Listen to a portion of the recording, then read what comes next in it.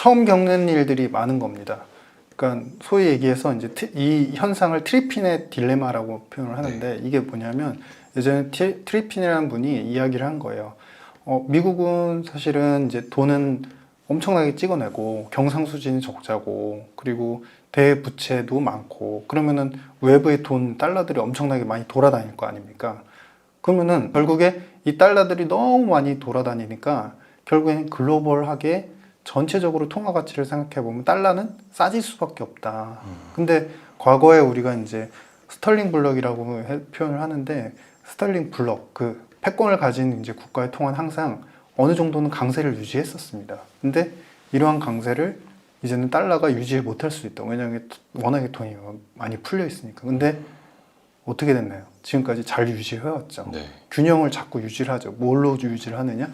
금융의 포지셔닝을 통해서 계속 그 유지를 합니다. 적정한 수준으로. 근데 이 금융의 포지셔닝을 할 때는 항상 다른 나라의 힘을 얻기도 하고 다른 나라를 압박을 하기도 합니다. 즉 외교와 정책이 계속 맞물린다는 거죠. 네. 그래서 그런 현상으로 컨트롤 해왔는데 이상하게도 이분 같은 경우는 중국이 예전 같으면 어느 정도 압박 범위에 들어가면 항상 그래도 손을 같이 내밀면서 이제 화해 무드로 전환이 됐었는데 그런 게 안 나타난다는 거죠. 첫 번째는. 그다음에 두 번째는 예전 같으면은 제재를 하면은 금방 그 나라들이 굉장히 힘들어졌었습니다. 굉장히 힘들어져가지고 금방 이제 굴복을 하거나 결국에는 우리의 가치가 승리했다. 그래서 결국에는 아메리카의 결국엔 또 다른 승리다 이렇게 표현할 정도로 네. 됐었는데 이번에 이제 러시아 전쟁이 일어나고 나서는 오히려 연합 세력이 더 강해졌어요. 그러니까 쉽게 표현을 해드리자면 처음 겪는 일이고 처음 겪는 일이 가장 대표적으로 외부에서 들어오는 어떤 방해적인 요소나 그들이 통제하고자 하는 어떤 연대 국가들 세력들을 통제 못하는 이렇게까지 좀 무기력한 상황을 어떻게 보면 처음 맞이하는 것이다. 근데 이런 일이 왜 발생하느냐? 그동안에 골물게 골마서 그렇습니다. 그동안에 남미도 그렇고 대부분 신흥국들이 달러 빚을 쓰면서 어떤 국가, 예를 들면 아르헨티나 같은 경우는 달러를 갖다가 자기네 나라 통화하고 1대1로 패깅을 하면서까지 경제를 열심히 잘 돌리려고 노력을 했었어요. 그러면 그런 나라가 우리의 페소는 이제 1달러랑 동일해 라고 하면 이게 구제금리라는 게 쉽진 않지만 그래도 기대는 할 수 있죠. 왜냐하면 예를 들어서 예를 들어서입니다. 우리가 워낙 1,000원당 1달러야 이렇게 이제 고정을 해버리면 거의 미국의 체계를 다 따라가는 거 아닙니까? 네. 모든 상품 가격들도 그렇고. 그러면 우리가 힘들어질 때 달러가 모자랄 때 도와주지 않을까? 약간의 기대를 할 수 있는 거죠. 그리고 같이 경제 협력도 하고 막 무역도 많이 해. 그러면 당연히 뭔가를 해줄 것 같죠. 경제 공동체가 그렇죠. 되는 느낌. 공동체 같은 느낌이고 말로도 항상 그렇게 표현했어요. 예전에도 아르헨티나에 대해서 같이 이제 자원 탐사를 하고 교역을 하면서 우린 공동체다. 근데 막상 원조를 받아야 되거나 그럴 때는 너무 힘들게 해요. 그리고 모른 척해요. 그러니까 정확히 표현하면 힘들게 한다는 게 모른 척하는 거예요. 그러면 그들은 IMF를 통해 가지고 뭐 이렇게 결국엔 원조를 받고 하는데 2020년도 멀지도 않은 시점인데 2020년도에도 그 아르헨티나가 사실 돈이 부족해가지고 이제 뭔가 이제 달러 채무 조정을 좀 해주세요 하는데 그때 채권자들이 누구였냐면 피델리티랑 그 미국의 다 금융기관들이었습니다. 네. 그러니까 그 금융기관들이 채무 조정에 대해서 합의를 안 해주는 거예요.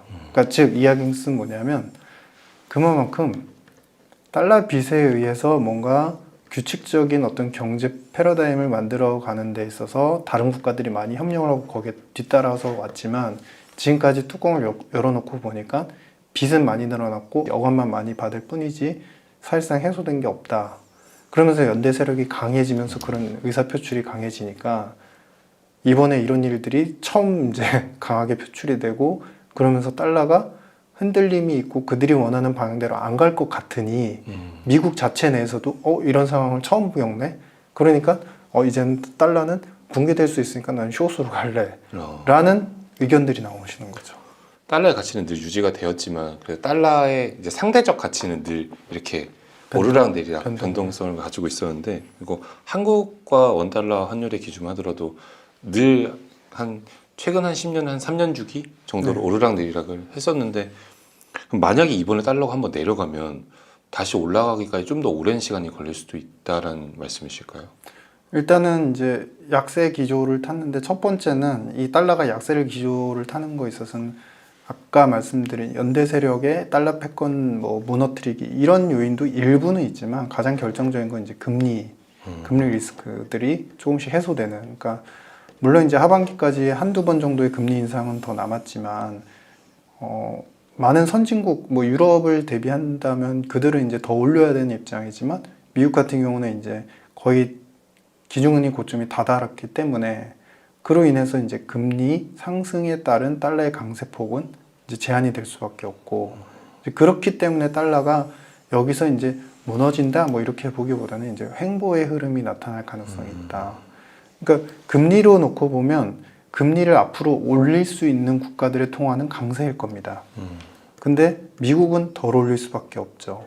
왜냐하면 이제 거의 고점 부분에 다 다루고 있고 인플레는 좀 꺼지고 있으니까. 근데 지금 당장에 놓고 보면 유럽이 경제 체력이 이제 미국보다는 약하지만 인플레가 워낙에 이제 거의 8, 9%대 나오니까 금리를 더 미국보다는 올리겠다 싶어서 유로화가 세지니까 상대 통화인 이제 달러를 압박하면서 달러가 횡보세로 가고 있는 국면이고 이런 흐름은 이제 앞으로도 좀 더 이어질 가능성이 있다 이렇게 보여지죠. 보통 달러와 코스피가 좀 반비례한다 이렇게 좀 많이 보는 경우도 있잖아요. 네. 그래서 그것 때문에 이제 달러 스위칭 같은 것도 네. 가능한 상황인데 네. 그럼 달러가 앞으로 조금 계속 밑에서 유지가 된다라고 하면은 국내 증시는 상대적으로 높은 위치에서 유지가 될 수도 있다라는.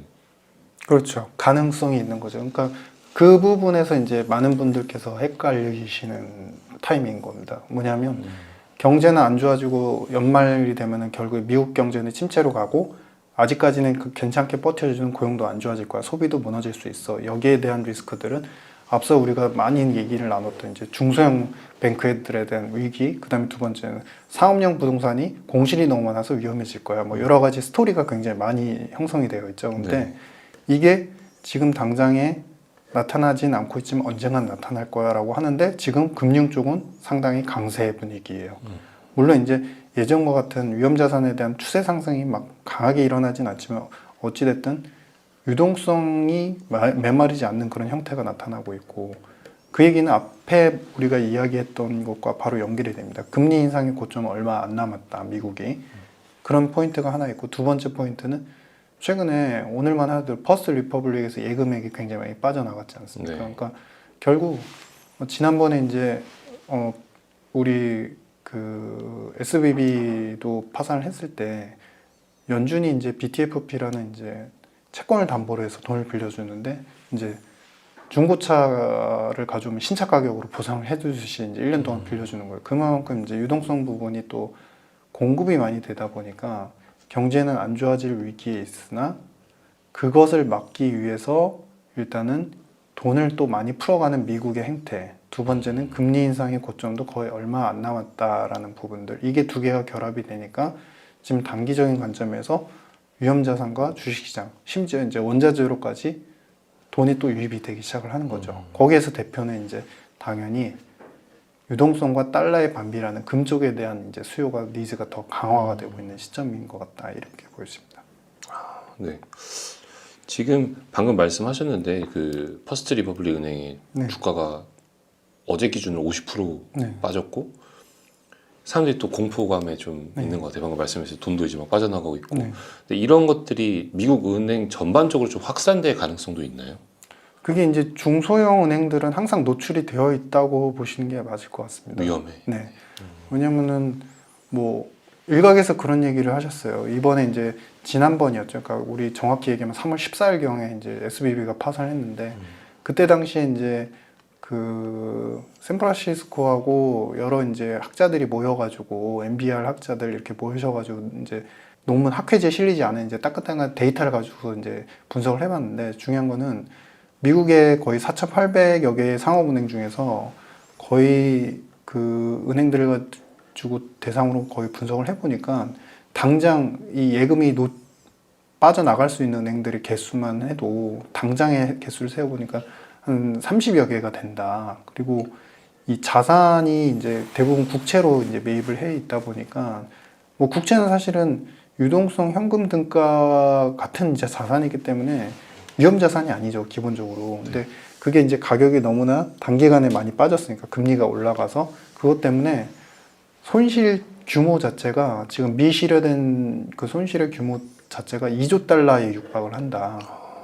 그러니까 이러한 은행 중에서 SBB처럼 예금의 기준액 금액과 그 다음에 여러 가지 잣대들, 그러니까 보험에 들어간 것과 들어가지 않은 것을 구분해보고, 그러니까 예금도 보험 들어간 게 있고 들어가지 않은 게 있지 않습니까? 네. 그것을 기준으로 해보고, 그 다음에 채권이 이제 그 미실현 손실이 이제 인식이 됐을 때의 자산 총 금액을 다 비교를 해봐서 여기서 이제 만약에 돈이 빠져나갔을 때 대응이 불가능한 그들의 이제 갖고 있는 현재 자산 가지고 만약에 채권까지 다 팔았을 때 그걸로 이제 대응이 가능하지 않은 은행들을 뽑아보니까 그때 심각한 수준에 있는 은행들이 거의 9개 정도가 들어갔었어요. 그러니까 이런 은행들 중에서 사실 퍼스트 리퍼블릭도 포함이 되는 것 같고, 그런 이제 이런 은행들이 예전처럼 한꺼번에 이제 와르르 뭐 시스템적인 리스크 때문에 막 빵빵 터지기보다는 하나씩 하나씩 표출될 가능성이 시간을 두고서 턴 바이 턴으로 나타날 가능성이 있어 보인다. 뭐 이런 판단입니다. 그러면 이렇게 예를 들어 텀을 두고 발생한다면은 이렇게 부정적인 이슈가 좀 글로벌로 확장이 될 수도 있나요? 아니면 미국 안에서만 국한된 문제로 남아 있을까요? 일단은 첫 번째는 이제 이거는 금융기관이나 은행들의 포트폴리오의 문제이기 때문에 미국의 상업은행들이 국채를 워낙에 또 많이 사뒀지 않습니까? 네. 그래서 근데 이제 다른 은행들을 놓고 본다면은 약간씩 이제 비슷하면서도 약간씩 차이는 있어요. 예를 들어서 이제 유럽계 은행들 같은 경우는 오히려 이제 소매금융 쪽이 좀 많고 자산의 편중을 놓고 봤을 때 국채를 갖다가 미국처럼 미국의 상업은행들처럼 또 많이 갖고 있지는 않는 것 같아요.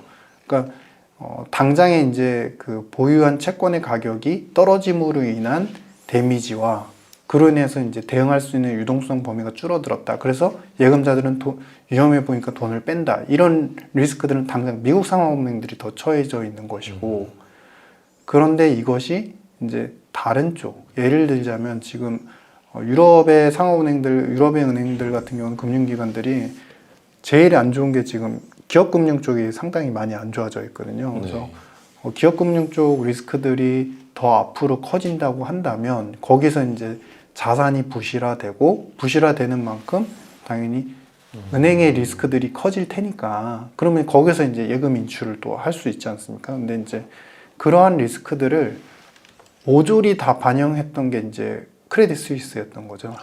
크레딧 스위스는 일단은 자산의 부실화도 있지만 법률적인 어떤 그들이 항상 그 법률적으로 뭔가 잘못한 것들이 많았었어요. 항상 위반하고 뭐 그러니까 불법 자금들을 갖다가 해서는 안 되는 자금을 모집해가지고 벌금을 많이 맞기도 하고 일회성 비용이 또 많이 나가기도 하고 그러면서 경영진의 그 레퓨테이션 자체가 막 하락하고 떨어지고 뭐 이런 것들이 있었고 거기에다가 일단은 소매금융 쪽까지도 좀 안 좋아지는 그러니까 그러면서 이제 부문별로 다 안 좋아지면서 이제 크레딧 스위스의 부실화 리스크들이 한꺼번에 퍼지니까 그래서 이번에 이제 어떻게 보면 이제 정부의 대응 없이는 혼자 살아내기 힘든 구조였었거든요. 그러니까 그러한 리스크들이 유럽 은행들은 구조는 다르지만 이제 하나씩 그들도 만약에 약한 고리, 즉 경기 체력 약화 때문에 기업금융 쪽이 부실이 나거나 이랬을 때 그쪽에는 이제 그쪽 스토리대로 또 나타날 수 있는 가능성은 항상 잠재돼 있다. 이렇게 보여집니다.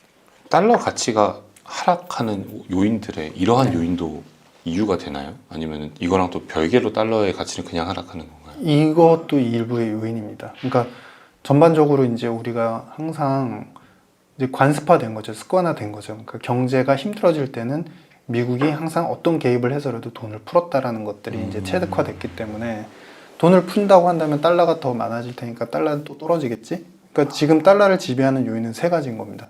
금리 인상이 거의 마무리되지 않을까라는 부분들, 그 다음에 거기에 이제 축차적으로 더해서 어차피 연말이 되면 미국 경기 침체는 더 강화될 테니까 그러면은 이제 금리 인상은 당연히 더 끝나겠지. 오히려 금리 인하를 빨리 하겠지라는 기대감이 있는 것이고 그러면서 달러 약세를 만드는데 세 번째 이러한 리스크들, 금융기관의 리스크들이 이제 한 번씩 표출이 될 때마다 우리는 그때를 떠오르는 거죠. 이제 금융위기 때. 금융위기 때 이후로 사실 돈 풀기가 이제 당연시되고 경기를 진작시키기 위한 당연한 정책으로 여겨지지 않았습니까? 그래서 그러한 행태들을 다 몰입을 해봤을 때 뭐 하나라도 이제 안 좋은 것들이 자꾸 나오면 이제 달러는 자꾸 눌리는 방향으로 가고 있는 것이죠. 그러면은 금융 위기 같은 걸 말씀 주셨는데 달러의 약세가 방금 이제 많은 분들이 헷갈려 하시는 부분이 이제 금융 위기가 올 거라고 하는데 왜 장은 좀 좋아? 증시는 그렇죠. 왜 괜찮아라고 하는데 그러면 장기적으로 봤을 때는 그럼 결국에는 따라서 하락을 할 수밖에 없는 구조인 건가요? 그렇죠. 우리가 이런 생각을 한번 해보시면 재밌을 것 같습니다. 약간은 그래도 비슷한 예일 텐데 굉장히 북극 지역에서 예를 들어서 너무 추운 지역에 살고 있는 어떤 사람이 있었어요. 너무 춥잖아요. 네. 얼어 죽을 것 같아요, 밤에. 근데 저쪽 어디선가 저쪽 숲이 있는데 저쪽에 막 뜨거운 불들이 있어요. 막 이제 그 어떤 약간 무인도 같은 섬이 발견한 거예요. 근데 그쪽으로 하니까 막 불이 활활 타오르고 있어요. 가까이 갈수록 따뜻하죠. 너무 좋죠. 굉장히 따뜻해지니까. 그러니까 점점 계속 가까이 가는 겁니다. 계속 가까이 가는 겁니다. 근데 어느 정도까지 갔을 땐 따뜻해지고 사실 몸을 녹일 수 있어서 너무 좋은데 이게 이제 범위를 넘어서 가지고 그 불을 갖다가 직면하게 되면 그 사람은 어떻게 되나요? 타버리겠죠. 그렇죠.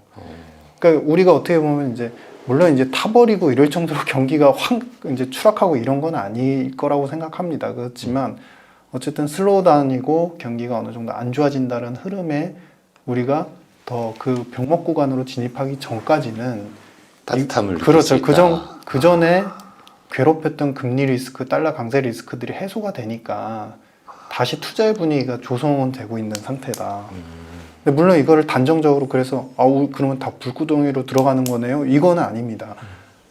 왜냐하면 연말이 됐을 때 저는 이제 이거는 추후에 다른 또 토픽이 되니까 상세히 말씀드리겠지만 공화당의 합리성, 저는 이제 공화당의 경제 정책에 철학적으로 봤을 때는 경제적으로 합리적으로 생각을 하고 있는데 트럼프가 있어요. 그래서 지금 이제 바이든 대통령은 이미 이제 대선 출마를 선언했는데 연말이 됐을 때 트럼프가 조금 더 현재 미국 경제에 한목적적이고 리스크를 줄일 수 있을 정책들을 가져온다고 한다면 우리가 타버리기 전에라도 어느 정도 컨트롤 할 수 있겠죠. 그렇기 때문에 앞으로의 행로는 이제 슬로우다운 약간의 진짜 소위 말하는 마일드 침체로 갈 가능성도 존재는 한다. 다만 지금 어찌 보면 침체로 가는 국면에서의 잠시 잠깐 이제 누리는 좀 따뜻한 구간이다. 따뜻함 이렇게 보여집니다.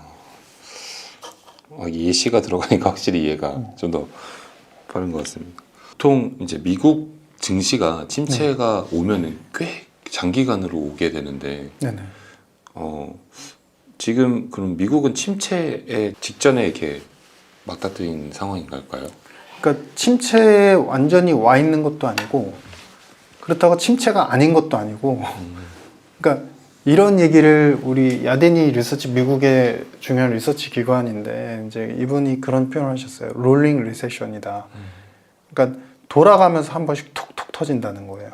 그러니까 전체적인 그림으로 봤을 때는 경제가 안 좋긴 하지만 막 안 좋아지는 그림이 아니라 예를 들어서 이제 경기의 선행지수나 어떤 패턴을 놓고 보시면 지난번에 봤던 제가 옥스퍼드 이코노믹스에서 봤던 재밌는 이제 센티먼트 지수라는 게 있는데 경기 센티먼트 지수가 예전에 뭐 80년도 때 이제 SNL 사태라든지 아니면 2000년 초반에 이제 뭐 IT 버블 그다음 금융위기 때를 보면 그 지수가 일방향으로 확 내려가고 그다음에 다시 반등이 세게 정책 때문에 나오고 뭐 이런 흐름이었어요. 근데 지금 같은 경우 그 지수의 패턴을 보시면 지그재그로 방향은 좀 내려가는 것 같은데 계속 지그재그가 나와요. 그러니까 이런 거는 뭐냐면 워낙에 전 세계적으로 풀려 있는 이제 달러 유동성 그런 것들이 많다 보니까 심리적으로 그리고 대책도 사실은 이제 위기를 하도 많이 겪다 보니까 지난번 옐런 재무장관의 표현처럼 뭐만 나오면 우린 빨리 이번에 불을 끌 겁니다. 이렇게 강건하게 신속하게 대책을 가져와요. 네.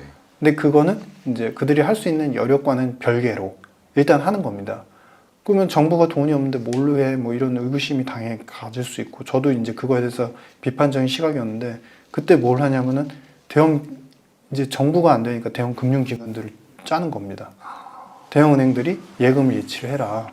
근데도 이제 퍼스트 리퍼블릭 같은 경우는 또다시 이제 어떤 위기 징후가 또 표출이 되죠. 그러니까 모든 어떤 패턴들이 이제는 과거에는 정부와 중앙은행이 합작하여서 유동성으로 뭔가를 해소를 하려고 했는데 그게 안 되니까 민간의 유동성까지 또 빨아들여서 개입을 시키려고 하는, 그러니까 유동성으로 항상 대마불사적인 정책을 계속 시행을 하다 보니까 실질적인 이제 경기 지수나 패턴은 이제 떨어지다가도 그 유동성이 들어오면은 모든 것들이 경제는 심리의 패턴이기 때문에 구매자 관리 지수나 그게 ISM 지수 이런 것들이거든요. 근데 그런 지수들이 설문조사로 이루어지는데 설문조사를 받는 담당자들 입장에서 돈을 푼데 미국에서 이제 또다시 그런 우리 정부가 대형 금융기관 통해서 유동성 개입한데 그러면은 그분들의 심리는 그래도 좀 살아날 구멍이 보이겠네? 또 기대를 갖게 되는 거죠. 그러면서 이제 조금씩 롤링이 되고 있는 그런 상태다. 뭐 이렇게 보십니다. 이 부분은 저는 이제 그러니까 두 가지 측면은 분리해서 봐야 된다고 생각합니다. 그러니까 금융의 현상, 그 다음에 두 번째는 경제 현상. 경제 현상은 우리나라가 당연히 아시는 것처럼 수출에 대해서 특히 무역 수지 적자, 특히 중국과의 관계가 더 멀어짐으로 인해서 중국 수출에 이제 민감한 산업들이 다 안 좋아지고 있죠. 반도체 쪽도 안 좋고. 근데 그런 것들이 이제 돌아서 계속 이제 우리나라의 내수 시장까지도 압박을 하는 구조인 것이고, 거기에 더불어서 이제 계속적으로 우리가 미국 블록에 속함으로 인해서 외교적인 리스크가 경제를 압박할 요인이 또 추가적으로 또 존재를 하는 상태이고, 그래서 경제적인 부분들은 안 좋아지고 있는데 금융의 현상 부분들, 즉 우리는 이제 체력적으로 연약한 부분 때문에 우리가 이제 거의 금리 이제 인상 거의 사이클 마지막 부분에 와 있는 것 같아요. 그러니까 그런 부분이 하나가 있고, 두 번째는 달러도 외부에서 들어오는 달러의 흐름 자체도 이제는 더 나빠지기보다는 안정적일 가능성이 있고, 마지막 세 번째는 특히 채권 시장을 중심으로 유럽의 자금들이 우리 시장에 좀 많이 들어와 있어요. 네. 그래서 투자를 많이 하고 있고, 그러니까 그만큼 외부에서의 어떤 금리에 대한 리스크들과 유동성에 대한 리스크들이 어느 정도 해소가 되면서 우리 시장으로도 자금이 조금씩 유입이 될 수 있고, 그것들이 또 위험 투자 시장, 그러니까 주식 시장에서의 어떤 흐름을 안정화시키거나 좀 좋게 만드는 이제 형국은 있을 수 있는데, 중요한 거는 좋아지는 산업을 생각해 보자 그러면 그렇게 뚜렷해 보이진 않아요. 그러니까 몇 개의 산업들, 최근에 부각되고 있는 뭐 전기차 산업이라든지 이런 부분을 제외하고는, 그래서 그런 부분들이 얼마나 이제 어떤 상승, 그러니까 돈을 벌게 해주는 어떤 지수의 패턴이나 상승의 패턴 측면에서 봤을 때 얼마나 이게 지속성이나 강건함이 있을지에 대해서는 조금 의구심은 있고, 근데 다만 지금 금융의 현상 자체가 어떻게 보면 작년 한 해 너무 핍박받았던 유동성에 대한 리스크들이 해소가 되고 있기 때문에 당장 그렇게 좀 나빠지지 않고 있는 흐름인 것 같다, 이렇게 보입니다. 네. 작년 한 해 동안 되게 많이 공포스러웠고, 네. 그리고 또 많은 개인 투자자분들은 또 이제 미디어를 통해서 많이 접하시는데, 네.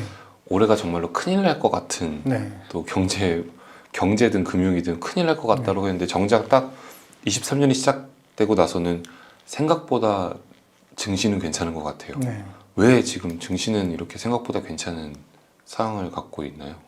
이제 저도 이제 참고로 좀 여담을 말씀드리면은 작년도에 7월부터 10월까지의 금리 리스크가 제일 컸었죠. 왜냐면 미국이 금리를 한창 올리면서 작년도 10월경, 그러니까 7월에서 10월경 사이 같은 경우는 영국의 그 채권 쪽에 대한 리스크들까지 부각이 되면서 이제 트러스 총리가 감세안을 가져오면서 이제 이게 재정적자 리스크로 영국의 길트와 채권이 이게 완전히 이제 붕괴될 수 있다, 뭐 이런 리스크들까지. 근데 지나고 보니 이제 그때 가장 위험했다라고 분석이 됐었고 경제적으로 안 좋다고 표현이 됐지만, 사실 그 시점이 위험 투자 시장으로 봤을 때 그때가 가장 싸고 좋았을 때예요. 그러니까 예, 물론 이제 저는 주식의 전문가가 아니니까 그런 부분까지 다 표현을 하긴 힘들지만, 문제는 이제 그러면은 안 좋아질 거라고 생각했지만, 그러면은 좋아지게 만드는 터닝의 포인트는 무엇이었을까? 역설적으로 봤을 때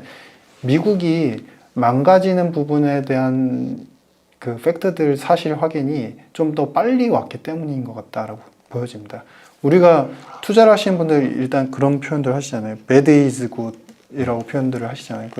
항상 그런 용어를 쓰시는데, 그러니까 이게 이제 미국이 경기 침체가 온다라는 이제 위험 요소와 두 번째는 그 연초 이후부터 사실은 나타났던 이제 물가가 안정화되는 거, 그리고 세 번째 가장 최근에 키포인트가 됐던 거는 미국의 상업은행들에 대한 파산과 그 예금 이탈 리스크들, 이게 이제 세 가지가 곁들여지니까 미국이라고 뭘 설마 이런 리스크가 이렇게 강하게 오면은 버틸 수 있겠어? 실제로 그것에 대해서 이제 3월 달만 하더라도 이제 페드하고 그다음에 재무부하고 FDIC가 모여가지고 긴급 회담까지 열었었죠. 그러니까 네. 그만큼 미국이 위태해지는 만큼 금리 인상에 대한 리스크들은 조금 더 경감이 될 수밖에 없고 그것이 유동성 상황을 편안하게 해줄 것이야 라는 부분 때문에 오히려 역반영적으로 금리가 가장 높았을 때가 금융시장은 제일 안 좋았지만 그때가 가장 바닥의 시점이었고 미국이 안 좋아지는 것이 표출이 될 때마다 오히려 금융시장은 좋아지는 흐름으로 형성이 되고 있는 것이죠. 그러니까 항상 이제 말씀드리고 싶었던 거는 경제와 금융이 지금 따라가고 있는 것이고 이거는 앞으로도 계속될 것이고 이거는 아마도 이제 양적 완화라는 정책 프레임이 그리고 우리가 현대화폐 이론이라고 하는 정부와 중앙은행이 합쳐서 돈을 풀어야 된다는 경제 이론적 정책이 이제 이것이 지금은 최근에 가장 화두가 되고 이슈가 되는 메인 프레임인데 이게 깨지기 전까지는 경제와 금융은 계속 따로 갈 수밖에 없다 이렇게 보여집니다. 그러면 이제 일단은 1분기, 2분기는 지금 잘 지나고 있는 것 네네. 같습니다. 네. 올해의 말 그리고 내년도 정도에 먼저 그럼 경제는 좀 어떻게 좀 전망을 하시나요, 박사님께서는? 일단은 우리 한국의 무역 적자에 대한 리스크들이 더 갈수록 누적적으로 안 좋은 영향을 미칠 것이다라고 판단을 하고 있고요. 두 번째는 이제 그 금리가 이제 어느 정도 인상 사이클이 마무리되면 어느 정도 자산, 특히 이제 위험 자산 쪽은 좋아질 거다. 근데 자산 시장 전체적인 자산 시장, 특히 부동산 시장 자체가 뭐 빠르게 좋아진다. 뭐 이런 흐름에 대해서는 조금 그건 아닌 것 같다라는 생각입니다. 왜냐하면은 아직도 여러 기관에서 표현했던 이제 과열 징후들이 있는데 과열 지표들이 미국뿐만 아니라 한국까지도 지금 아직까지도 과열 징후에 있기 때문에 여기서 우리가 고용의 상황이 훨씬 나아지고 소득이 명목 소득이 빠르게 증가하지 않는 이상은 내수 경제가 그렇게 빠르게 좋아지긴 힘들기 때문에 그래서 전체적인 하향의 패턴으로 이어갈 것이 이제 좀 더 강한 이제 확률로 보여지고 있고 미국 같은 경우는 이제 슬로우 다운의 흐름을 말씀드렸지만 일단은 그 최근에 특징이 뭐냐면 기업 투자 부분은 확실히 확연하게 안 좋아진 건 사실입니다. 근데 중요한 건 이제 고용과 소비에 대한 부분인데 미국이 이제 물가를 제거한 실질 소비하고 실질 소매 판매 이런 숫자들을 보시면 물가를 제하고서는 이제는 더 이상 확장되고 있진 않아요. 그러니까 조금 이제 실질 소매 판매 패턴을 보면은 급격하게 늘어났다가 이 흐름이 계속 횡보하면서 이게 아래로 갈지 위로 갈지 갈팡질팡하는 그런 패턴이에요. 그래서 그런 부분을 생각해 보면 미국이 예전에 겪었던 물론 이제 강도는 세지 않겠지만 소프트 패치 약간 사이클이나 GDP도 조금씩 감액이 됐다가 다시 올라갈 수 있는 흐름이 내년도 초중반까지 연출이 될 수 있을 것 같다. 뭐 이렇게 생각하고 있습니다. 네.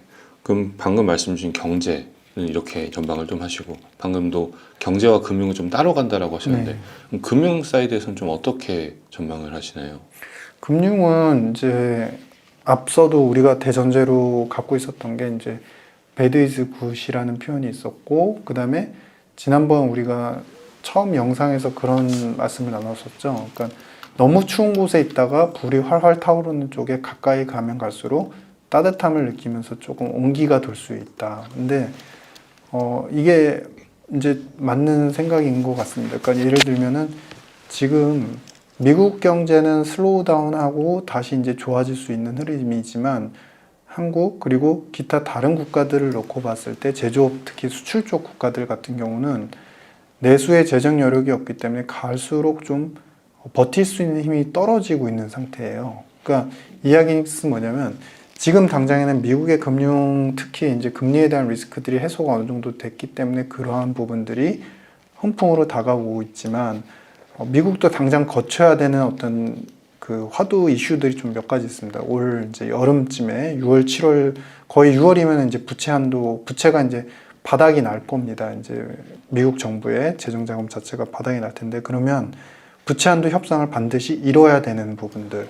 근데 그게 이제 부채 한도 협상 시즌하고 이제 올 연말이 되면은 대통령 선거 출마 시즌하고 이게 겹치기 때문에 공화당이 더 이번엔 강하게 밀어붙일 수밖에 없어요. 반대를. 그래서 그러한 리스크들이 금융시장의 심리나 여러 가지 요소들을 좀 흔들 수는 있는 가능성이 있고 그다음에 이제 하반기가 가면서 미국이 실제로 슬로우 다운 해졌을 때 지금과 같이 금리 리스크가 이제 너무 컸다가 줄어들 때는 금융시장이 위험 선호 심리와 함께 어느 정도 좋아질 수 있지만 연말 정도가 됐을 때는 이러한 이제 실제 경제 체력이 약화되는 걸 미국에서도 확인하고 각 국가들이 확인하게 되면 그때는 이제 돈이 있을지언정 투자해야 될 심리는 지표가 꺾이는 것을 보면서 더 악화될 수가 있거든요. 그래서 오히려 연말이 되면 경제와 금융이 따로 가더라도 이게 어느 정도 이제 같이 수렴해지는 현상은 좀 나올 수 있다. 이렇게 보여집니다.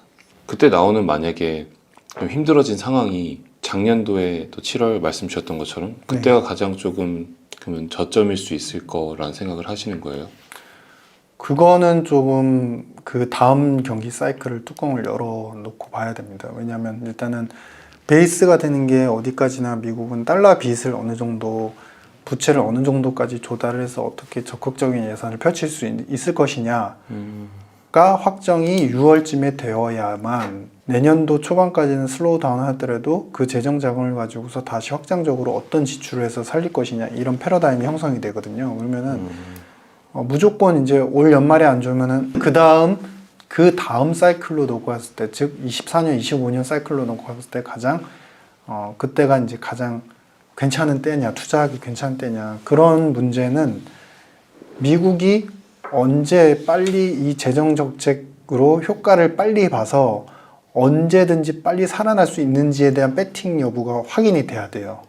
근데 저는 굳이 이제 뭐 미래를 어떻게 말 안 하면은 뭐 의미 있어요라고 하실 수 있지만 그래도 6월에 재정 지출 정책, 예산 정책이 어느 정도 확인은 해봐야 된다. 왜냐면 지출에 쓰여지는 규모나 범위에 대한 부분들이 미국을 그렇게까지 다운그레이드를 시키지 않을 것 같은 요소가 확인되어야 연말이 됐을 때 오히려 투자하기 좋은, 안 좋아졌지만 투자하기 좋네요라고 판단을 할 수 있지. 그게 아니라 구조적으로 경기 침체가 뭐 24년, 25년까지도 장기화될 것 같다라고 하면 사실은 어떤 위험 투자 심리가 살아날 수 있을 것이냐라는 의문에서 그렇게 표현했습니다. 미국의 재정 정책으로 좀 지켜봐야 네, 되고 네. 그 부분이 어떻게 되느냐에 따라 맞습니다. 올해 말이 바닥일 수도 있고 네. 혹은 뭐 더 낮은 바닥이 기다릴 수도 있고 네.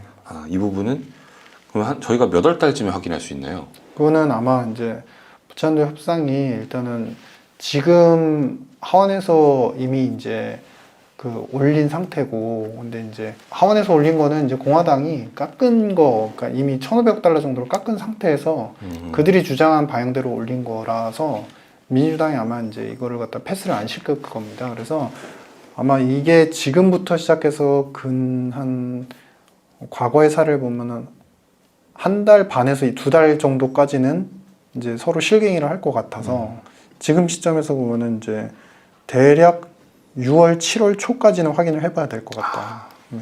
저는 이제 부동산 전문가가 아니기 때문에 항상 거시적인 틀로 생각을 합니다. 그래서 이런 부분이 현실적인 부분과 괴리는 약간 있을 수 있다는 점 참고를 좀 양해를 부탁드리고요. 근데 다만 어느 시장을 생각하든 저는 미국에서 먼저 출발을 안 할 수가 없다라고 생각을 해요. 그러니까 뭐냐면 미국이 중심이 되어서 아까 말씀드렸던 이제 전 영상에서 말씀드렸던 금융적인 부분에 대한 완화가 첫 번째 있어야 되고, 그래서 그들도 어느 정도 두 번째 연결고리는 소득이 어느 정도 계속적으로, 물론 미국은 명목 임금 소득이 아직도 증가율 자체가 괜찮죠.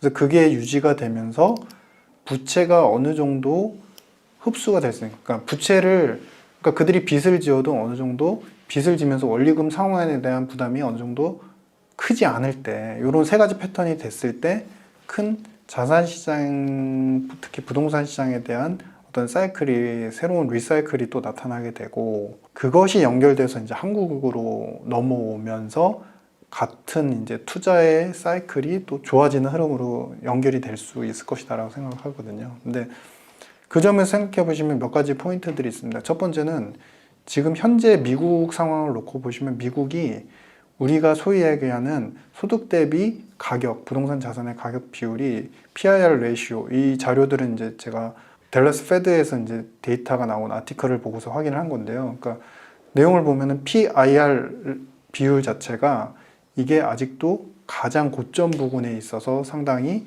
부담스러운 자리에 있고, 그리고 그들이 이제 분석했던 지표로 보면, 그들은 이제 미국 같은 경우 렌트 시장이 굉장히 크지 않습니까? 그래서 PAR 레이시오, 그러니까 프라이스 투 렌트 레이시오를 놓고 봤을 때 그 지표도 그들이 생각하는 펀더멘탈 지표하고 넣고 봤을 때 대략 20-30%가 괴리가 있는, 그러니까 과열 징후인 상태예요. 그래서 가격이 렌트 가격하고 비교해 봤을 때 너무 과열인 상태다. 그러니까 이 두 가지만 놓고 봤을 때 그들이 미국 시장 자체 내에서도 아직은 큰 어떤 자산을 갖다가 구매하려는 수요 욕구 자체가 크지 않을 것 같다라는 생각이고요. 그런데 그럼에도 불구하고 이제 한국을 약간 비교를 해보시면 그 PIR 레이쇼에 대한 부담들은 동일하게 있습니다.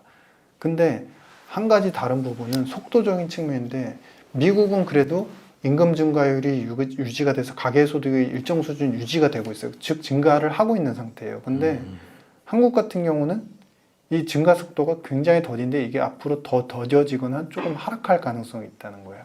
여기서 차별화 포인트가 조금 나옵니다. 즉 미국도 가열이기 때문에 더 살 수는 없는데 소득은 괜찮고, 두 번째, 미국은 가계 부채 비율 자체가, 가계 부채 비율이 GDP에 대략 약간의 변동은 있지만 60에서 70% 수준이에요. 근데 한국 같은 경우는 100%를 넘은 상태에서 줄지 않고 있습니다. 그러니까 이거는 왜냐하면 산술 비율이기 때문에 그럴 수밖에 없는 게, 잘 생각해 보시면 미국 같은 경우는 경제 성장률 자체가 작년도 1분기, 2분기 때 마이너스가 났지만 연간으로 놓고 보시면 계속 명목 금액이 계속 늘어났었죠. 늘어나고 가계 부채가 늘어난 속도는 상대적으로 더디니까 가계 부채 비율은 60-70%대에서, 즉 70%대에서 조금씩 하락하고 있는 거예요. 근데 한국 같은 경우는 성장률 자체, 명목 GDP 증가율은 낮은 상태에서 부채는 이게 이제 연착륙을 하지 않고, 그러니까 줄지 않고 꾸준히 그래도 늘어나는 행태가 반복이 되다 보니까 부채 비율은, 우리의 가계 부채 비율은 100%를 넘은 상태에서 그렇게 줄지 않는 그런 형국. 그러니까 부채 비율이 높기 때문에 문제는 이제 그런 크리티컬 포인트가 다가오는 거죠. 뭐냐면 첫 번째는 소득에 대한 증분이, 우리는 둘 다 과열 징후인데 미국보다 오히려 소득 증가는 더디고 부채 비율은 아직도 연착륙으로 어느 정도 조정이 되지 않은 상태이고, 그러면 이러한 부동산과 같은 큰 자산의 가격 트렌드는 소득이 많이 늘어나거나 아니면은 부채 비율, 그러니까 부채를 감당하기에 충분한 여건이 됐을 때, 큰 돈을 갖다가 가져올 수 있을 때 어느 정도 회복이 될 텐데, 이 두 가지 요소가 아직도 방해를 받고 있는 상태인 것이다. 그래서 일시적인 현상으로 보고 있고요. 그래서 이런 흐름이 추세적으로 어떤 큰 의미 있는 어떤 트렌드를 만들지는 못할 것 같다라고 생각하고 있습니다. 그럼 방금 말씀하신 것처럼 일단 미국 시장 기준으로 미국은 아직도 하락할 폭이 좀 더 남아 있다. 그렇죠, 맞습니다. 그 미국이 지금 또 동시에 그 뭐 상업용 부동산, 그리고 또 뭐 부동산 PF 위기 뭐 이런 얘기들이 많이 있는데, 이러한 문제들은 왜 지금 미국에서 우선적으로 발생되고 있는 걸까요? 저희 이제 전 영상에서 기억하시겠지만 롤링 리세션 말씀을 드렸었죠. 그러니까 미국이 이게 상업용 부동산이 이렇게 모두 다 집단적으로 확 망가지고 있는 건 아니에요. 근데 올해 이제 숫자를 먼저 말씀드리면은 지금 미국의 상업용 부동산의 대출이 나간 게 2조 9천억 달러 정도입니다. 상업은행들에서 나가 있는 금액이. 근데 올해 중에 만기가 돌아오는 게 대략 1,200억 달러 내외 정도예요. 그리고 내년도 가면은 또 1,200~300억 달러 정도가 만기가 돌아옵니다. 그런데 이렇게 만기가 이제 계속 꾸준하게 내년도까지 돌아오는 상태인데 여기서 얼마 전에 몇 개 투자 신탁 조합하고 운용사에서 대략 10억 달러 내외 정도로 그러니까 빌린 돈에 대한 원리금 상환을 지불을 못 해가지고 파산에 이르렀어요. 그러니까 그거는 파산이 되면 이제 우리랑 비슷하게 결국에는 그 부동산, 상업용 부동산을 갖다가 은행이 이제 소유하게 되고 소유해가지고 이제 경매든 압류 절차를 통해가지고 이제 부채를 갖다가 결국 그들이 갖고 있는 부채에 대한 상각을 하게 되는 것이겠죠. 근데 그렇게 파산이 실제로 있었던 경우가 미국 서부에서 일어났고요. 근데 반대로 일부 지역에서는 생명공학 관련돼서 생명공학 그 연구센터를 짓는데 또 이에 대한 수요가 많아가지고 막 서로 그것을 부지를 사고 투자를 하려고 뭐 에셋 매니저먼트들이 투자 조합에 막 돈을 넣고 그래요. 그러니까 이것도 상업용 부동산이 막 다 안 좋아지는 게 아니라 어느 한쪽 지역에 연약한 산업과 연약한 기업 쪽에 연결되어 있는 상업용 부동산은 꺼지고 어느 한쪽은 또 좋고 이게 디커플링이 나타난다는 거예요. 근데 이게 디커플링이 그러면 안 좋은 쪽으로 다 확산되느냐? 일부에서는 상업용 부동산이 결국에는 미국의 뭐 뇌관으로 작용할 거다라고 이야기를 하는데 저는 그렇게 생각하지는 않습니다. 이건 역시 어떤 특정 산업 연결, 그러니까 약한 산업에 연결되어 있는 상업용 부동산은 좀 마이너스와 이제 다운그레이드가 심해지면서 부실 리스크로 나타나고 그렇지 않은 쪽에 대해서는 그래도 유지가 되는, 그래서 이쪽도 부동산 쪽도 롤링 되면서 이쪽은 부실, 이쪽은 건전 이런 식으로 나타날 것이고 그렇기 때문에 부실화된 론을 갖고 있는 중소형 은행, 상업은행들만 리스크에 또 표출이 될 것이고 이게 모두 다 확산되는 구조는 절대 아니다. 왜냐하면 예전하고 다른 구조가 여러분들 잘 생각해 보시면 예전에는 상품의 구조에 대한 리스크들 때문에 이 상품을 갖고 있는 금융기관들이 다 부실이 왔던 게 금융위기였지 않습니까? 근데 네. 지금은 상품의 부실이 아니라 실물 시장에서 오는 연약함과 체력 그리고 그 침체 리스크들이 반영되는 대출과 투자 시장만 나빠지는 거예요. 그렇지 않은 쪽은 그래도 버텨나가는 것이고요. 그래서 이런 부분들이 이제 좀 서로 다른 국면들로 이제 이어질 것이다. 근데 이러한 것이 결국 미국 경제 전체적으로 봤을 때 고용을 그래도 조금은 둔화시킬 수 있는 요소이기 때문에 경기의 방향적으로 해석해서 슬로우 다운의 그림으로 그리는 게 맞는 것 같다 이렇게 생각을 하고 있습니다. 네, 그 특히나 부동산 시장에서는 미국하고 한국이 뭔가 직 연결돼 있다고 느낄 만큼 같이 그렇죠. 움직이는 것 같아요. 그렇죠. 그럼 미국에서의 지금 좀 더 하락폭이 많이 남아 있다라고 보는 시점에서는 방금 첫 번째 말씀하셨던 것처럼 국내 역시 이러한 지금 일부적인 뭐 거래량이 늘거나 네. 집값이 조금 상승하고 있거나 하는 것은 네. 일부적 요인일 것 같은데 그럼 한국도 조금 이와 같이 뭐 중소건설사들이 조금 요즘 힘들고 이렇다던데 계속 좀 부동산이 위기 국면에 있지 또 궁금합니다. 네. 그러니까 지금 우리나라도 미국 사례를 들은 것처럼 사실 비슷한 것 같습니다. 최근에 분석된 자료 내용을 보면 왜냐하면 지방은 수요가 없으니까 미분양이 많고 그와 관련되는 PF 건설사 시행사 PF 사업자들은 모두 다 리스크에 크게 표출됐고 특히 그 중에서도 이제 증권사와 같이 PF 대출이나 PF 투자를 했던 이제 그런 이제 증권사들 같은 경우는 증권사 PF 연체율이 지금 거의 8%에 육박을 하고 있고, 근데 예전에 단순 비교는 힘들지만 금융위기 때 이제 서프라임 터지면서 그런 PF 관련된 연체율이 9%를 넘어가면서 그런 것들이 뻥뻥 터졌었거든요. 근데 지금 8%면 절대 그 안심할 수준이 아니긴 하죠. 네. 그러니까 이러한 PF들 리스크들도 당연히 이제 지방 지역 중심으로 나타나지만 또 그럼에도 불구하고 방금 말씀하신 바와 같이 서울과 좋은 지역들 수도권 쪽은 그래도 주택을 보유하려는 욕구가 조금씩 다시 나타나고 있고, 그러니까 이게 디커플링이 되고 있는데, 관건은 이제 모든 자산의, 그러니까 부동산이 아니더라도 모든 금융이든 자산의 시장의 특성 자체는 어떤 그것을 보유하려는 욕구에 대한 연속성이 앞으로 2분기, 3분기, 4분기, 그 다음에 내년, 내후년까지도 이어질 수 있는지가 되게 중요한 것 같습니다. 그러니까 어떤 가격이 단기적으로 좋은 흐름을 보일 수는 있습니다만 심리와 단기적 유동성 혜택 때문에, 근데 이것이 장기화되지 않으면, 특히 부동산 같은 경우는 빚을 빌리기에 굉장히 원만하고 안정적인 소득 기반이 마련되지 않으면 사실은 장기적으로 어떤 상승의 트렌드를 만들기 힘든 것 같다. 근데 그러한 요소가 우리나라에 지금 갖춰져 있다고 보기에는 좀 힘들다. 그러면은 부동산이 이제 침체기라고 말씀하셨고, 네. 근데 이게 회복되기 위해서의 좀 전제 조건들은 어떤 게 있을까요? 약간은 괴리가 있을 수는 있지만 우리의 대외 수지, 특히 수출 시장이 어느 정도는 회복을 해야 됩니다. 뭐 일부에서 말씀하실 때는 그 생각하실 수 있을 것 같아요. 그러니까 뭐 수출과 부동산이 무슨 상관인데? 좀 맞아요, 궁금한데. 근데 잘 생각해 보시면 우리나라의 많은 대기업들, 수출 기업들이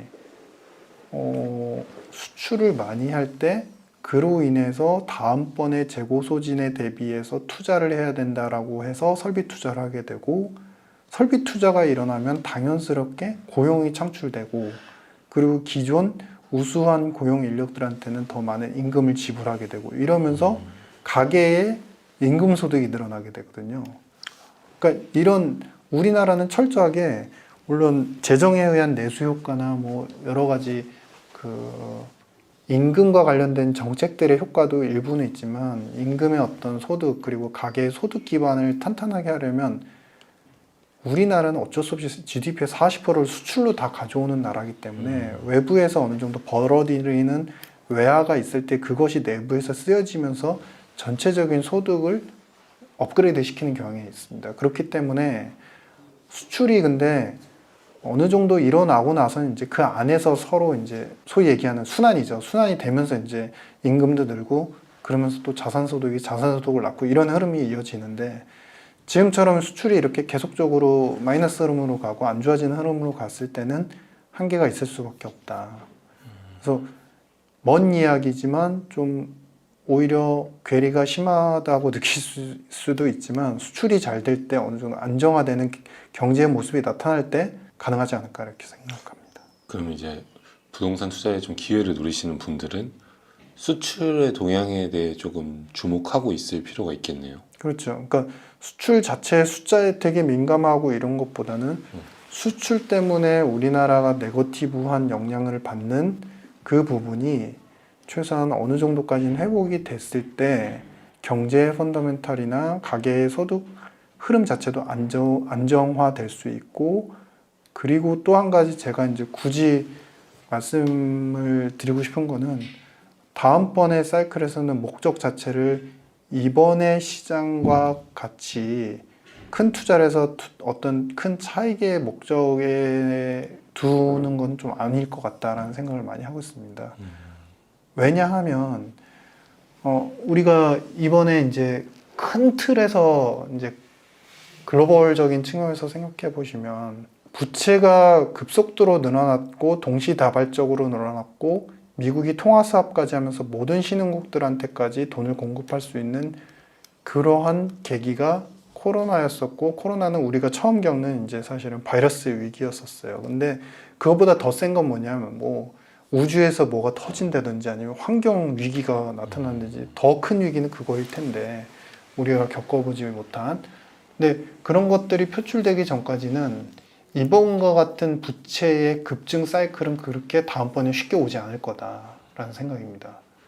부채의 증가 사이클이 과거 불과 이제 거의 이제 3년 지나가네요. 3, 4년 지나가는데 그 시점처럼 쉽게 오지 않을 거라고 한다면 자산 시장의 이런 큰 빅사이클도 크게 오기는 힘들 것 같다라는 생각 때문에 목적 자체도 어느 정도 합리적으로 이제 내가 살고 싶고 살아야 되는 집에 포커싱을 두시는 게 오히려 낫지 않을까. 물론 투자보다는. 그렇죠. 원론적인 이야기지만 그래도 그게 맞지 않나 싶습니다. 아, 다음번 사이클에 왔을 때는 이만큼 저희가 앞서 경험했던 것처럼 그렇죠. 그렇게 막 갑자기 2배 되고 3배 네, 되고 네, 이런 네, 건 좀 네, 어려울 수 네. 있다. 그 자산 시장에서 보통 상승의 플로우가 주식, 뭐 채권, 주식, 부동산 이렇게 있다면은 어떤 게 가장 먼저 상승하고 하나요? 보통 기본적으로 채권이죠. 채권. 항상 채권이죠. 왜냐하면 채권에 들어가 있는 자금도 워낙에 돈이 많이 들어가 있고, 두 번째는 우리가 이제 금융과 경제는 항상 따로 논다라고 말씀을 드렸는데, 따로 놀 때 그 유동성에 대한 수혜와 유동성이 충분해지는 혜택을 가장 먼저 보는 게 금융기관들이거든요. 미국 상업은행들이 가장 먼저 돈을 받듯이. 그래서 그들이 이제 획득했을 때 가장 먼저 보유하려는 욕구는 채권 쪽에 먼저 발생하기 때문에 채권 쪽이 가장 좀 빠른 것 같습니다. 그 다음이 주식 시장일까요, 그러면? 그 다음이 이제 에쿼티 마켓이겠죠. 왜냐하면은 이거는 우리랑 또 뗄 수 없는 관계인 게 뭐냐면은 미국 금융기관이 돈이 많아지는 만큼 안전자산 투자와 함께 위험자산 투자 포트폴리오를 짤 수 있는데, 그 투자 포트폴리오를 짜면서 사실은 동시에 미국의 가계들이 뮤추얼 펀드 비중이 상당히 높거든요. 그러니까 네. 주식 뮤추얼 펀드 비중이 상당히 가계의 자산의 중요한 비중을 차지하는데, 거기서 이제 돈이 들어오면서 미국 금융기관도 투자하고 가계 뮤추얼 펀드 가입 금액, 그러니까 증분도 늘어나게 되면 미국의 주식시장도 괜찮아지고, 그것이 또 우리는 미국의 어떤 위험투자 주식시장의 영향을 또 민감히 받으니 우리로도 연결이 되고, 그리고 나서 이제 별개의 요소로 아까 나누었던 이제 부동산 쪽 같은 경우는 좀 먼 사이클로 좀 긴 텀을 두고서 오히려 소득 기반이 탄탄해지는 것과 단순한 유동성이나 어떤 특정한 산업이 좋아지는 것과는 별개로 이 두 가지만 가지고도 주식시장은 좋아질 수 있지 않습니까? 근데 그것과 별개로 소득 기반이 좋아지면서 부채에 대한 부담이 그렇게 크지 않아지는 공통적인 현상이 국가에 퍼질 때, 그때 이제 부동산 자산이 좋아지는 것 같습니다. 그러면 되게 좀 단순한 생각인데 여쭤보고 싶은 게, 그럼 방금 그 순서대로라면은 채권에 투자했다가 네. 채권으로 돈을 벌고, 그러고 나서 주식으로 투자했다가 주식으로 돈을 벌고, 그 다음 부동산을 투자하는 순서, 이렇게 가져가도 되지 않을까, 이런 좀 단순한 생각이 드는데. 그게 맞는 말씀이신데, 약간 저는 이제 제가 이제 간접적으로 겪어보고 주변에서 봤던 느낌대로 말씀을 드리면 네. 약간 그런 것도 있는 것 같아요. 그게 현실적으로는 원론적으로 맞는 말씀이시죠. 근데 마치 이런 거 같은 거죠. 어떤 아이가 그 바나나 우유를 먹고 있으면, 이 바나나 우유를 막 먹고 있으면 이 아이는 바나나 우유를 그 다음에도 먹게 되고, 그 다음에도 또 바나나 우유를 먹게 되고요. 또 다른 친구는 딸기 우유에 먼저 이렇게 맛을 들이면 그 다음에 딸기 우유를 먹고 또 딸기 우유를 먹고 딸기 우유를 먹더라고요. 그러니까 자산의 이동이라는 것 자체가, 투자 철학의 이동이라는 것이 쉽지 않구나. 외면에서 봤을 때는 이렇게 되고 이렇게 되고 이렇게 되구나라고는 하지만 이게 동시적으로 겹치는 시간도 있고, 또 지금 바나나 우유를 먹고 있는 아이가 10분 기다리면은 당신이 이 딸기 우유를 또 먹을 수 있어. 다른 우유이지만 이렇게 제시를 해줘도 당장 눈앞에 바나나 우유가 이제 다 떨어지고 당장 앞에다가 바나나 우유를 또 주면 10분 기다렸다가 딸기 우유 먹을래? 그냥 바나나 우유 계속 먹을래? 그러면은 당연히 바나나 우유를 짓게 되거든요. 그러한 약간 그러니까 동시 속성에 대한 문제들, 그런 것들도 다 겹치는 것 같습니다. 논리적으로는 괜찮지만 실질적으로는 그런 것 같습니다. 가기가 좀 어렵다. 그래서 사실상 그때 앞에서 말씀 나눴던 그 달러 스위칭도 그래서 좀 어려운 것. 그렇죠. 달러 자산이란 걸 사다가 갑자기 코스피를 샀다가 또 코스피를 잘 먹고 또 그걸 또 달러로 산다는 것 자체가. 그렇죠. 그래서 보통 그런 거를 이제 하기 위해서 항상 그런 철학이 나오지 않습니까? 자산 배분에 대한 철학이 나오지 않습니까? 그래서 이게 이제 자산의 포트폴리오를 짜서 우리가 블랙 리터만 모형으로 보통 자산 배분 모형이라는 걸 짜고 그러는데 그 프레임이 그렇게 복잡하진 않아요. 그러니까 뭐냐면은 우리가 지금 시점에서부터 이제 10년의 기간 동안에 투자를 한다고 한다면 2년 후에는 안전자산에 대한 수요 욕구가 많아질 거라고 생각이 들고 물론 전망은 들어가야 됩니다. 그리고 5년 후에는 위험 자산에 대한 수요 욕구가 강해질 거라고 생각하면 일단은 당장 안전자산이 빠른 시일 내에 좋아질 거라고 생각되기 때문에 그쪽의 비중을 늘려놓고 가면서 거기에서의 어떤 안정적인 수익이 나오면 또 그것이 다음 사이클 때 수익을 거둘 수 있으니까 다 비우는 게 아니라 일정 부분 비중을 줄여놓고 그 다음에 이제 5년 후라고 했으니까 5년 후에는 위험 자산이 좋아진다고 그랬잖아요. 예를 들어서 그러면 그때를 대비해서 위험 자산의 비중을 좀 높여놓는 거죠. 밸런싱을 계속 이렇게 왔다 갔다 하면서 가져가는 것이죠. 그래서 그러한 틀의 어떤 배분적인 전략 이런 게 좀 필요한 것 같습니다. 네, 감사합니다. 이번 영상을 통해서 좀 깔끔하게 정리를 해드리겠습니다. 좋습니다. 그러니까 뭐냐면 이건 누가 싸워서 이기고 지구의 문제가 아닌 것 같습니다. 그러니까 핵심은 뭐냐면 중국이 여러 가지 이제 에너지 관련돼서 위안화로 결제를 하기로 하고 그것을 갖다가 그 힘을 기반으로 해서 다른 이제 신흥국들까지도 이제 끌어들이는 어느 정도 앞서서 우리가 말씀을 나눴던 것처럼 미국의 어떤 달러 패권의 질서에 동조해서 왔지만 항상 외채 문제나 이런 것들 때문에 힘들어질 때 도와주지 않았다. 그거에 대한 불만들을 많이 갖고 있는 국가들이 사실 자기들끼리 한번 합심을 해보려고 그랬어요. 아르헨티나가 대표적으로 아까 이제 전 영상에서 이제 확인해 보시면은 항상 미국의 외채 문제를 떠안고 있었는데 항상 원조를 제대로 받은 적은 없었고 미국 금융기관들한테 압박을 받고 핍박을 받았지 않습니까? 네. 근데 그러니까 아르헨티나 같은 경우 그러니까 너무 힘드니까 아예 브라질한테 그 남미 국가들끼리 뭉쳐가지고 근거리에 있는 미국과의 교역 관계가 나쁘지 않음에도 불구하고 그들끼리 뭉쳐서 사우스 달러를 만들자 이런 제안까지 했었어요. 네. 그만큼 대용적인 통화 자신들의 어떤 어떻게 보면은 나라 살림을 잘 못해서죠. 재정 적자가 많으니까 부채를 끌어야 되고 부채를 끌어야 되다 보니까 결국엔 달러 빚에 의존하고 그것 때문에 해소되지 않는 미국의 패권 종속적인 그런 관계 때문에 힘들었던 나라들이 위안화로 무언가를 하려고 하는 움직임에 편승을 할 수밖에 없었죠. 왜냐하면 이거는 위안화가 좋아서가 아니라 자신들이 달러에서 벗어나야지 이런 외채에 대한 문제들을 갖다가 리스크를 좀 해소할 수 있지 않을까 이런 생각들이 많은 겁니다. 대표적으로 아르헨티나 계속 말씀드리지만 이 나라는 구제금융을 10번을 받았어요. 80년대 이후부터. 그러니까 얼마나 지쳐있겠습니까? 네. 좀 지나다 보면 인플레는 급증해 있고 뭐 인플레가 우리가 생각하는 수준이 아닙니다. 거의 1000%막 이렇게 올라갑니다.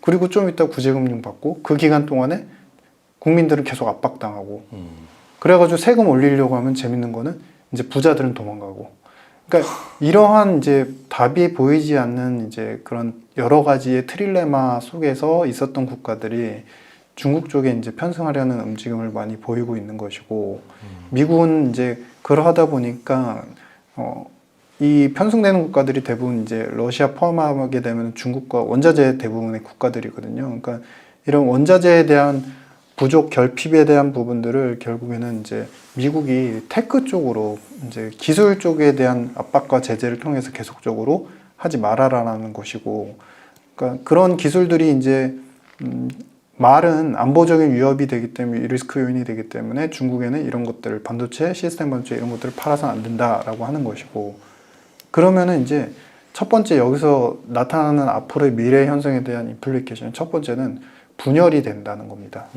분열이 되고 분열이 된다는 의미는 기본적으로 두 번째 말씀을 드리면은 더 이상 전 세계의 그동안의 가치 사슬적으로 생산과 산업이 발전했던 것들이 이제는 큰 틀에서 모두 다 생산이 되고 모두 다 이제 가치가 이제 증분이 되면서 가치 사슬이 좋아져서 새로운 상품이 만들어지고 기술이 더 진보되고 그것이 실생활에 이제 그 상용화되는 그런 것들이 굉장히 더뎌지고 늦어지고 특정한 분야 같은 경우는 아예 그거 끊길 수도 있다라는 것이고요. 마지막 세 번째 같은 경우는 위안화가 아무리 이제 에너지로 결제를 한다고 해도 사실은 위안화에 대한 우리가 이제 화폐에 대한 기본 특성이 있습니다. 그러니까 세 가지가 있는데요. 달러 패권을 갖추기 위해서 그동안에 미국이 힘썼던 세 가지 가장 중요한 포인트가 첫 번째가 당연히 가치 척도 뭐 얼마냐 이런 것들이 들어가고 두 번째는 그 매매 교환 기능. 이 매매 교환 기능은 시스템하고 연결이 됩니다. 바로 스위프트 같은 거. 편안하게 그 어느 나라에 있는 이제 금융기관이든 바로바로 결제 시스템에 참가를 해서 어떤 특정한 환에 대한 그 리스크에 노출되지 않고 바로바로 결제할 수 있다. 이 매매 교환에 대한 부분. 그리고 마지막 세 번째는 가치 저장에 대한 부분인데 이 가치 저장이 물론 위안화로 결제를 해서 그들의 어떤 위안화 시장을 만들겠다고 하지만 그것이 전체 공급될 수 있는 물량에 비하면 당연히 제한이 될 수밖에 없고 위안화로 결제해서 신흥국들이 모두 다 그 위안화를 통한 원유를 결제함으로써 원유를 안정적으로 공급받을 수 있냐는 또 다른 문제이거든요. 네.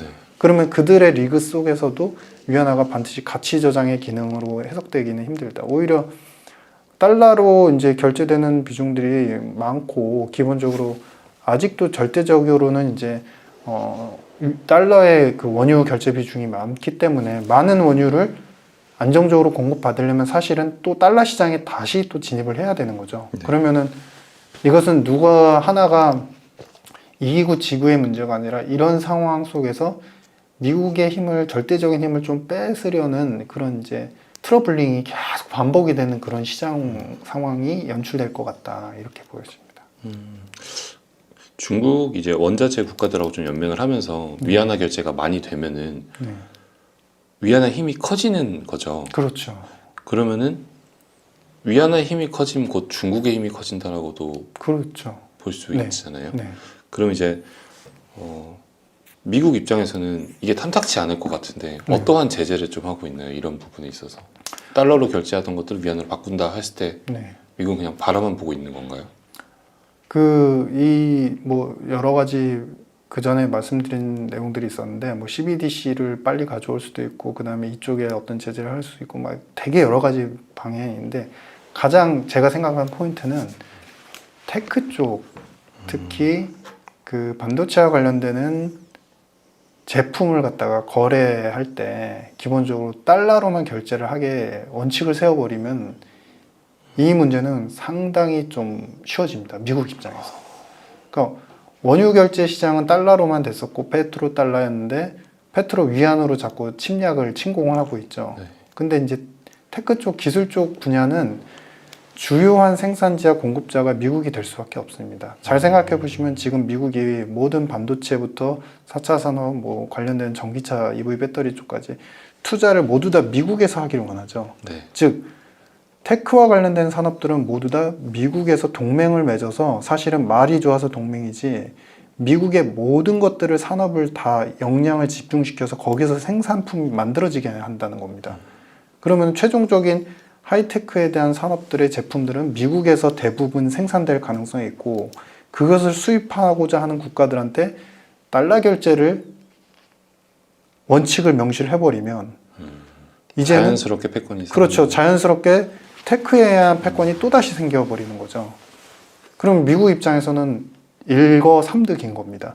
또 다른 달러 패권의 강세를 유지할 수 있는 부분이 생기고 두 번째는 자연스럽게 인센티브를 주면서 뭐 우리한테 와서 하면은 이런 보조금을 줄게 여기서 생산하면 무엇을 줄게 그리고 팔게 해줄게라는 요인을 기반으로 해서 자기네 국가에서 자기네 재정을 쓰지 않은 상태에서 투자와 생산을 많이 일어나게 하고 그렇게 하면은 마지막 세 번째는 뭐냐면 더 이상의 큰 부채 조달 없이 어느 정도 적정한 수준의 경제 특히 기업 투자 부분은 살리기 때문에 고용을 그래도 안정적으로 계속 유지시킬 수 있다. 내수의 균형을 어느 정도 유지시킬 수 있다. 이런 세 가지를 얻게 되는 것이죠. 그러면은 이제 뭔가 위안화 패권에 맞서는 미국의 입장이지만 오히려 박사님 말씀대로 파생돼서 더 얻을 수 있는 게 많다. 테크 기업들과의 연맹, 네. 동맹으로. 맞습니다. 그러니까 이게 예전에 이제 그 스털링 블럭이라고 해서 영국이 그 대영제국 식민지 시절을 지나면서 파운드만 쓰게 만드는, 그러니까 준비금으로 파운드를 항상 가져가게 만드는 거의 40여 개 이상의 국가들하고 이제 블록을 형성해서 파운드만 주통화로 다 썼었어요. 네. 그때 일부 국가들 이제 중동 지역도 다 들어가 있고 웬만한 유럽 지역들도 다 들어가 있었는데 그때는 이제 파운드를 써라라고 했는데 파운드 블록이 무너지게 된 결정적인 계기가 파운드만 써야 돼. 안 그러면은 부채 조달을 할 때 런던 자금 시장에 그 아예 제한을 둬서 이제 자금 조달 못 하겠습니다. 그리고 두 번째는 뭘 못 하겠냐면은 자기네 시장에서 수출입을 거의 다 금지하다시피 했었어요. 그러니까 부정적 의미, 네거티브 의미의 규제 압박 요인이 있었는데 파저티브의 규제 압박이 없었어요. 즉 달러를 쓰면 그래도 우리만 갖고 있는 이 상품을 가질 수 있어. 이게 없었어요. 하지 않으면 우리가 너희들이 이걸 안 지키면 우리가 이거를 안 해줄 거야. 네거티브는 있었는데 특장점이 없는. 그렇죠. 파운드를 쓰면 당신들이 생산 못하는 예를 들어서 뭐 면화 제품 고품질인데 이거를 당신들한테만 줄게 이런 게 없었던 거예요. 그러다 보니 이제 스털링 블록은 이제 빨리 무너지게 된 것이고 거의 이제 70년도 넘어가면서 이렇게 와르르 무너지게 되고 달러 패권으로 넘어갔거든요. 근데 미국이 다른 점은 그거죠. 바로 산업에 대한 경쟁력과 특히 테크에 대한 경쟁력이 상당히 좀 있다, 존재를 하고 있다 이런 점이죠. 지금 미국이 계속 방금 말씀하신 대로 이런 반도체 기업들, 이런 기술 관련된 기업들을 미국 안에서 생산해라, 미국 안에서 보조금 줄게. 그래서 그런 작업을 계속 하고 있는데 그러면은 우리가 전 시간에서 말했던 것처럼 달러가 약세가 되고 미국의 증시가 이제 쭉 기업들과 함께 좀 침체가 될 수는 있지만 이런 것들이 잘 또 워킹이 되는 시점이 오면은 미국은 다시 급부상할 수 있는 포인트가 될 수 있을까요? 이러한 기술 관련된 국가와 연맹들이 바로 그겁니다. 그게 바로 제일 중요한 포인트인 겁니다.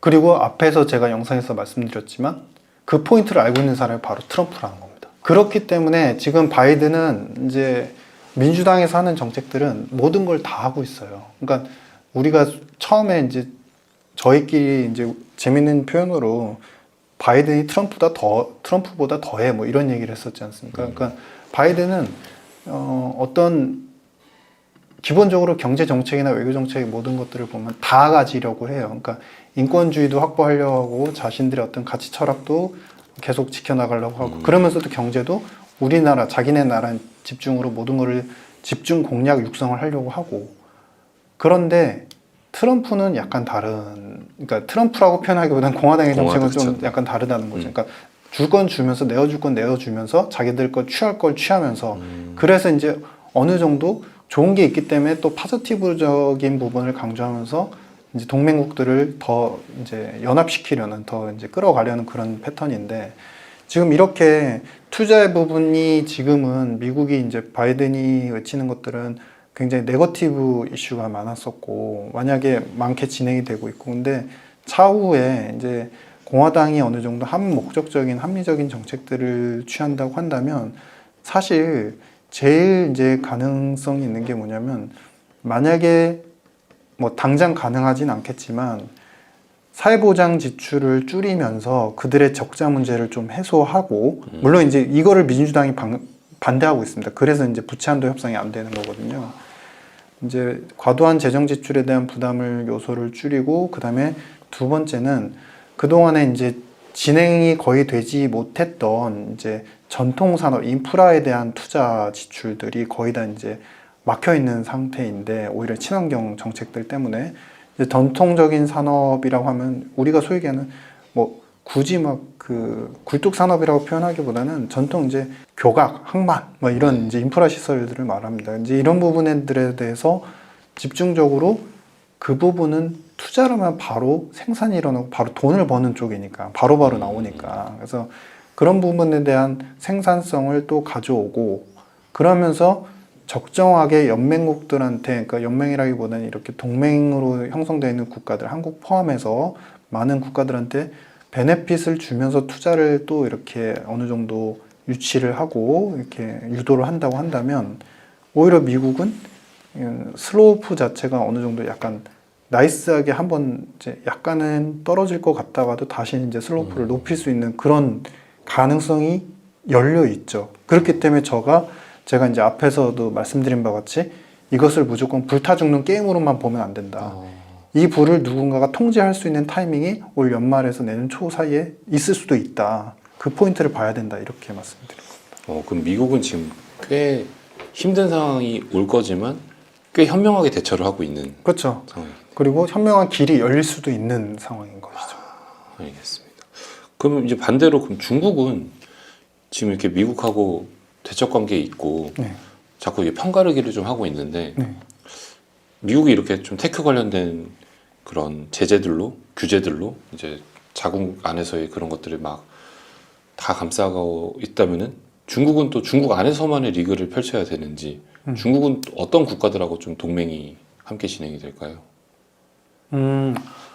중국은 사실 이제 중국 입장에서는 그동안에 이제 연약했고 우리가 소위 해서 좀 안쓰러웠던 국가들하고 계속 이제 연합 전선을 구축하는 거고 중국이 나름대로는 이제 테크를 계속 개발한다고는 하지만 반도체 기술 자체만 놓고 봐도 우리나라랑 대비해도 2세대에서 2.5세대 정도는 느린 상태인 겁니다. 그리고 지금 중국의 많은 이제 테크 기업들이 데이터 센터를 짓고 많은 이제 IT 인프라를 구축하려면 사실은 이제 시스템 반도체 특히 시스템 반도체 쪽에서 미국의 많은 이제 퀄컴이라든지 인텔 많은 이제 관련 기업들한테 도움을 받지 않으면 안 되는 형국이에요. 그래서 물론 이제 그것 때문에 본인들도 이제 서버 관련돼서는 알리바마 같은 경우도 스스로 독자 연구 개발을 하겠다 이렇게 선언을 했는데 그러면서 그룹 분할을 했거든요. 그러니까 그렇게까지 했지만 중요한 거는 그들이 갖고 있는 특장점은 아직도 인구와 그다음에 파이 많은 시장 그다음에 세 번째가 원자재 이거거든요. 그래서 그들과 특성을 같이 하는 국가들과 연맹을 할 수밖에 없다. 만약에 잘 생각해 보시면 이 블록을 만들 때의 원칙이 있습니다. 그러니까 그 해당 블록에서 대장이 갖고 있는 뭐 하나의 특수성이 있는데 그 특수성을 깨버릴 수 있는 그걸 가지고서 이제 다른 장점 때문에 협상을 할 수 있는 국가가 블록에 들어와 버리면요. 대장이 바뀌게 돼 버려요, 나중에.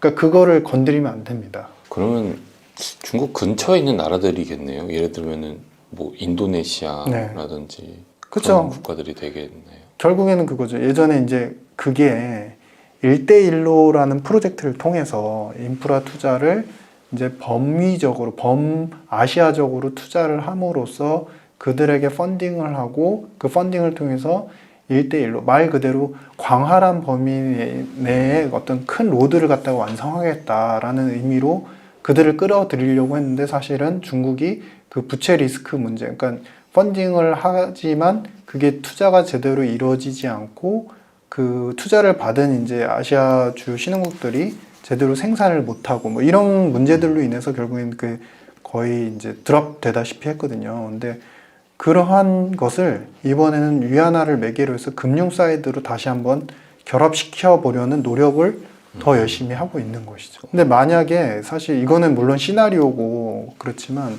여러분들 이전의 영상에서 제가 만약에 위안화 결제 시장이 나오면요. 그렇게 되면 이 양쪽에, 그러니까 위안화로 원유를 결제하는 시장, 달러로 원유를 결제를 하는 시장, 이 시장이 분할이 되면은 가격 차이가 날 수 있습니다라고 했을 때 그런 부분에 대해서 많은 분들이 조금 궁금증을 가지시더라고요. 그게 왜 그렇게 돼? 상식적으로. 근데 잘 생각해 보시면 그게 가능이 상당히 현실성이 있습니다. 왜냐하면 사실 원유를 공급받아야 되는 이제 원유 부존재하는 그 아시아 국가들 입장에서 달러 시장이 아니라 이 위안화 시장이 계속, 그러니까 단발성으로는 가능해요. 서로 정치적인 합의나 의사가 있으면. 근데 기업들까지도 계속 이 시장에 머물게 하려면 달러 원유 시장보다도 그 값이 사실 조금은 베너핏이 있어야지 들어오게 될 수밖에 없습니다. 그러네요. 특별히 우리가 먼 어떤 구체적인 사례를 들지 않더라도 이번에 러시아하고 중국의 원유 거래를 할 때만 하더라도 10에서 20% DC된 상태로 계속 유도를 시켰거든요. 어떻게 보면 지금이야 이제 1년여 시간이 지났으니까 중국하고 러시아의 관계는 연대가 맞아라고는 하지만 중국하고 러시아의 관계가 초창기, 그러니까 전쟁이 일어난 직후만 해도 애매했어요. 그때 당시만 해도 얘네가 얘네 원유를 쓸까? 왜냐면 그러면은 그때 당시만 해도 중국이 그러면 미국하고 등을 지는 건데 그렇게까지 할까? 리스크를 지고. 근데 베너핏이 명확했던 거죠. 10% 20% 싼 가격. 왜냐면 달러로 결제하는 시장에서 당장 100불 막 이러는데 그때 당시에 70불이면 싼 거였거든요, 사실은. 그러니까 그러한 베너핏이 지속적으로 발생을 해야 그래야지 이 아시아권, 그러니까 특히 위안화 원유 시장에서의 거래가 더 강화가 될 수밖에 없다. 그래서 그러한 부분들을 아마 중국 입장에서도 분명히 고려를 할 것이고 그것이 향후의 의제, 그러니까 오펙하고의 결제하는 데 있어서 그게 의제로 분명히 나올 수 있다 이렇게 생각을 하고 있습니다. 네, 오늘 이렇게 유신익 박사님 모시고 또 글로벌 경제부터 부동산 얘기까지 잘 또 나눠봐왔습니다. 긴 시간 동안 많은 인사이트 나눠주셔서 대단히 감사합니다. 네, 감사합니다.